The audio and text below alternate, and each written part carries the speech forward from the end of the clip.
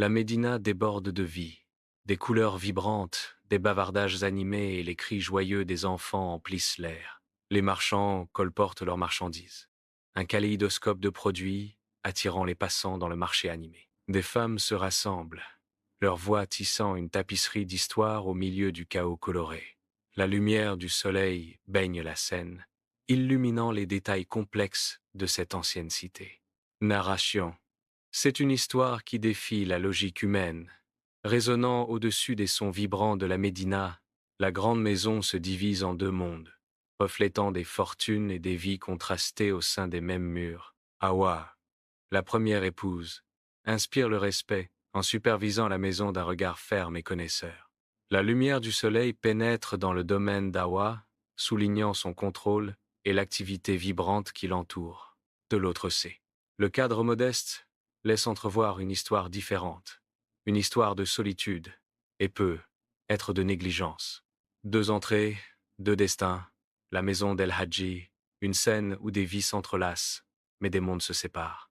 À l'intérieur du salon, El Hadji Mamadou fait signe à Hawa d'entrer dans la pièce, son expression illisible.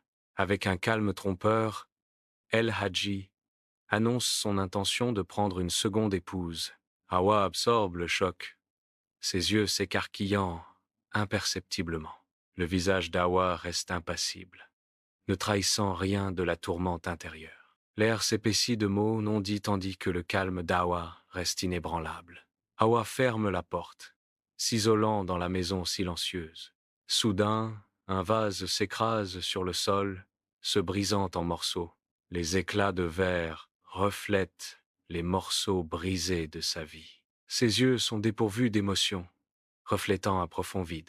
Hawa se tient immobile, une statue de chagrin dans sa maison, autrefois si vivante. 3 mois plus tard, une voiture arrive à la maison d'El Hadji, troublant l'air tranquille.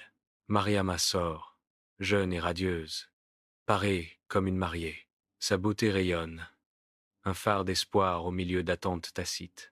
Un sourire nerveux se dessine sur ses ailes, zéro ivre, masquant l'intimidation qu'elle ressent.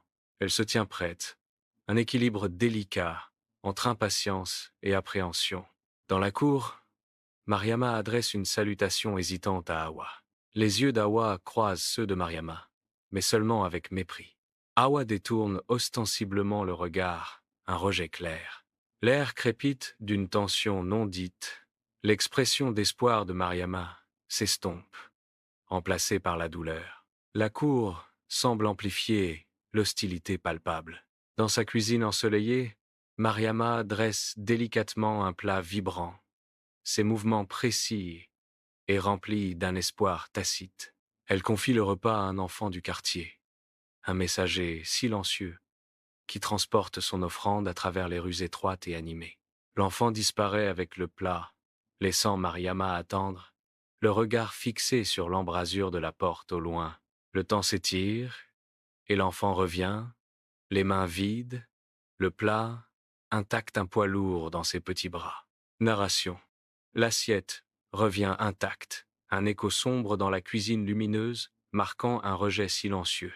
Mariama, les yeux pétillants, se fraye un chemin dans le marché animé, attirée par les couleurs éclatantes des pagnes exposés.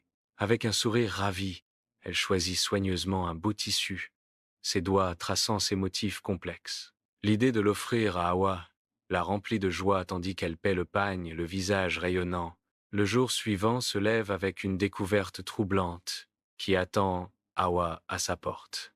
Hawa regarde avec incrédulité le même pagne, maintenant déchiré et jeté, ses couleurs vives, ternies et abîmées.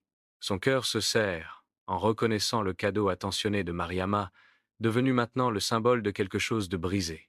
Dans la faible lumière de sa chambre, les épaules de Mariama tremblent. Des larmes silencieuses coulent sur le visage de Mariama, invisible dans l'ombre. Le poids du monde l'écrase, un fardeau palpable. Mariama se sent complètement seule, rejetée par des forces invisibles.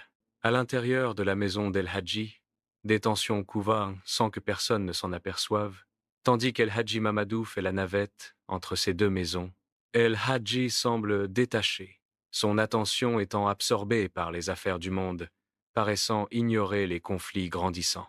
Il avance d'un pas décidé, le poids de ses responsabilités gravé sur son front, mais aveugle à l'agitation domestique. Les murs de la maison semblent se refermer, les mots non dits pesant lourdement dans l'air alors qu'El Hadji reste inconscient. Dans sa chambre, Mariama berce tendrement B, écute, Eb, écute Fatou. Les yeux de Mariama reflètent une tristesse profonde et tacite. Le moment de calme masque un conflit latent, car la narration révèle une jalousie qui couve. La naissance de Fatou ravive la jalousie d'Awa. Les rumeurs se répandent comme une traînée de poudre dans le quartier, des murmures peignant Awa et Mariama dans l'ombre. Des femmes se rassemblent, leurs visages marqués par un mélange de jugement et de curiosité, alimentant la machine à rumeurs. Une atmosphère pesante descend sur le quartier, chargée d'accusations tacites et de regards voilés. Le poids de l'examen minutieux de la communauté pèse sur Awa et Mariama. Awa se réveille en sursaut, une douleur aiguë lui déchirant l'estomac. Ses yeux s'écarquillent d'alarme. Elle serre son abdomen. Son visage se tord de douleur tandis que la douleur s'intensifie. Ses fils se précipitent à ses côtés, leur visage marqué par la panique et l'inquiétude. La peur les étreint alors qu'ils essaient désespérément de comprendre ce qui arrive à leur mère. À l'intérieur de la maison d'Awa, le médecin livre un diagnostic sombre, appendicite aiguë, nécessitant une intervention chirurgicale immédiate. L'urgence emplit l'air alors que la gravité de la situation s'installe, une course contre la montre commence. Une révélation troublante brise la tension, mais El Hadji est parti avec l'argent. Le désespoir envahit la pie, ce alors que, elle, espoir diminue. Une vie est en jeu, assombrie par la trahison. À l'intérieur de Maison d'Awa, le désespoir est palpable alors que les fils d'Awa cherchent frénétiquement, leur mouvement urgent et rempli de crainte. La lumière du soleil traverse les fenêtres, projetant de longues ombres qui dansent avec les particules de poussière dans l'air. Awa reste immobile, le visage marqué par la douleur, chaque respiration étant une lutte visible contre l'agonie qui la consume. Les visages de ses fils sont déformés par l'inquiétude, alors qu'ils poursuivent leur chasse désespérée. Le silence dans la pièce n'est rompu que par la respiration saccadée d'Awa et le bruissement frénétique de mains invisibles. Dans la chambre de Mariama, des bruits lointains d'agitation résonnent, un sentiment de malaise obscurcissant son expression. Elle s'arrête, l'indécision gravée sur son visage, alors qu'elle écoute attentivement la perturbation croissante à l'extérieur. Une ombre de doute traverse son front, ses yeux reflétant un profond conflit intérieur. Un éclair de souvenir, les mots de sa mère, une lumière dans ce moment d'incertitude. La mémoire allume une étincelle de détermination en elle, bannissant l'hésitation et l'incertitude. La détermination durcit les traits de Mariama, transformant son expression en une expression de détermination inébranlable. Mariama arrive à la maison d'Awa, sa frappe résonnant dans la résidence tranquille. La porte s'ouvre, révélant Ibrahima, le fils aîné d'Awa, le visage marqué par l'inquiétude. Ibrahima fait signe à Mariama d'entrer, une invitation silencieuse dans un monde d'événements qui se déroule. Ibrahima commence à expliquer la situation, ses mots planant lourdement dans l'air. Mariama écoute attentivement, son expression reflétant un mélange d'empathie et de détermination. La pièce est remplie d'inquiétude tacite, l'atmosphère est lourde d'anticipation. Dans sa chambre, Mariama récupère une enveloppe, ses mouvements empreints d'un mélange d'espoir et d'appréhension. L'enveloppe porte le poids de ses économies, un symbole tangible de ses rêves et de ses sacrifices. Un moment d'hésitation profonde traverse le visage de Mariama, ses yeux reflétant un conflit intérieur. Ses traits se durcissent avec une aire. X9, solution nouvelle alors qu'elle se prête. X9, part, une promesse silencieuse faite. Une action décisive s'ensuit, un tournant qui modifiera le cours de son voyage. À l'intérieur de Maison d'Awa, Mariama remet une enveloppe à Ibrahima, son expression grave. La voix de Mariama est douce mais ferme. Elle lui dit de sauver sa mère. Ibrahima fixe l'enveloppe, son visage un masque d'incrédulité et d'espoir naissant. Submergé, Ibrahima a du mal à comprendre les mots de Mariama. Des émotions tourbillonnant en lui. Les sirènes hurlent, tandis qu'Awa est transportée d'urgence vers l'entrée de l'hôpital. Le personnel médical se précipite avec elle sur le brancard, leur visage affichant une détermination sombre. À l'intérieur de la salle d'opération, des lumières vives éblouissent, tandis que l'équipe médicale travaille. L'opération est un succès, raconte une voix, l'espoir résonnant dans l'air stérile. Les yeux d'Awa s'ouvrent sur la pièce stérile et blanche, l'odeur forte d'antiseptique lui piquant les narines. Elle se lève lentement, une grimace de douleur traversant son visage alors qu'elle explore l'espace inconnu. Une infirmière offre de l'eau, un geste silencieux de soin dans cet environnement austère. Awa apprend que Mariama a payé l'opération.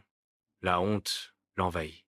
À l'intérieur de la maison de Mariama, Awa, toujours faible, s'approche de la porte, ses mouvements hésitants. Les jointures d'Awa frappent doucement contre le bois, une requête pour entrer dans le calme du matin. Ses jambes cèdent, elle s'agenouille devant la porte fermée, ses forces l'abandonnant. La tête d'Awa est inclinée, une posture d'humilité et de désespoir. Sa voix, à peine un murmure, porte le poids de fardeaux inexprimés. Pardonnez-moi. Awa et Mariama pleurent ensemble, leur corps tremblant de chagrin. Les larmes ruissellent sur leur visage alors qu'elles s'étreignent. Awa sobs, her voice thick with remorse. Je suis tellement désolé, Mariama. Je n'aurais jamais dû te faire ça.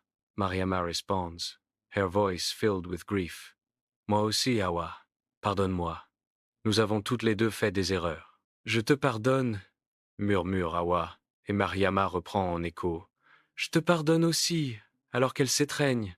Dans la cour ouverte, Awa et Mariama se tiennent côte à côte, leur rire se mêlant au grésillement des épices et au bavardage des enfants.